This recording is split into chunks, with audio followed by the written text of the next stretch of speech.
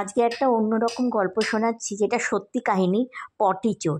আজ থেকে 10 বছর আগে তখন এরকম চুরির একটা অভিনব পন্থা ইউজ করতো, যে চুরি করে পালানোর সময় পটি ছুটতে, নিজের পটি ছুটতে ছুটতে যেত, যাতে কেউ ধরতে না পারে ঘেন্নায়। তো এই ঘটনাটা আমাদের বাড়ির সাথেও হয়েছিল। তো আমাদের বাড়ি, তখন আমার বিয়ে হয়ে গেছে, আমার মেয়েও তখন প্রায় 4-5 বছর। তো আমাদের তিনতলায় জেঠিমারা থাকতো, দোতলায় আমরা, আর একতলায় আমার কাকা কাকিমা থাকতো। তো আমার কাকা যেহেতু আর্টিস্ট, সেহেতু আঁকা শেখায়, সেহেতু প্রচুর লোকের আসা যাওয়া ছিল। তো আমাদের ঢুকেই আমাদের হল কাম ডাইনিং রুম, তার পাশ দিয়েই সিঁড়ি উঠে গেছে। এবার ছোটো ভাই সেদিনকে তাড়াতাড়ি করে খেলতে যাবে বলে, এটা আমাদের বাড়ি, খেলতে যাবে বলে ও তাড়াতাড়ি করে দরজা খুলে রেখেই চলে গেছে। এবারে ওই চোরটা সুযোগ পেয়ে ঢুকেছে।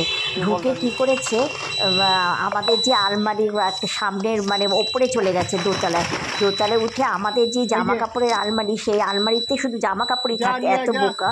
ও জামা কাপড়ের আলমারিটাকে খোলার চেষ্টা করেছে, তো চাবিটা ওপরের দিকেই থাকে।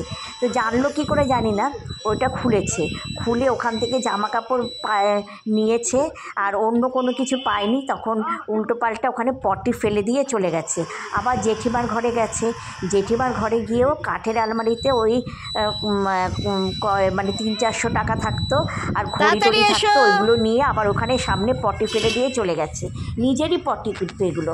আর এবারে এই করতে করতে নিচে নেমেছে। এবার নিচে নেমে বসে আছে যে আমাদের কাকিমার ঘরে ঢুকবে। এমন সময় কাকা মিশনে চাকরি করে, মিশন থেকে এসে যেই দেখতে পেয়েছে, কাকা তো ভয় পেয়ে গেছে, কাকা তো বুঝতে পারছে না কিছু, কাকাকে দেখে আমার পটি ছুঁড়ে মেরেছে। এবার কাকা চিৎকার করে কাকিমাকে ডেকেছে। কাকিমার একটু সাহস আছে প্রচণ্ড।